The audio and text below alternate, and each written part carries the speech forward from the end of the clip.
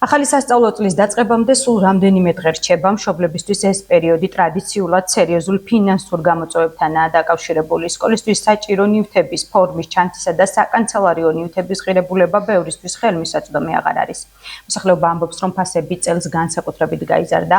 განსაკუთრებით ადგილობრივ ბაზრებსა და მაღაზიებში. თრიალეთთან საუბარში ისინი ხაზს უსვამენ, რომ ერთი მოსწავლისთვის მომზადება საშუალო შემოსავლის მქონე ოჯახისთვის საგრძნობლად მძიმე ტვირთად იქცა. 600-800 ლარამდე. ერთი ბავშვი. ამ ფასში რა უნდა იყიდოთ, რა უნდა. 140 ლარზე, 100 ლარზე ქვით ფეხსაცმელი არ მოსწონთ და. ახერხებს ადამიანებს ხალხი დანაზოგს აკეთებს. დანაზოგი. რა თქმა უნდა დანაზოგი. უნდა ექსკურსიები მასწავლებლებით და რა ვიცი 1000 რამე ბავშვებს 1000 რამე უნდათ რა თქმა უნდა მთელი წლის განმავლობაში. მას 500 ლარი მაინც.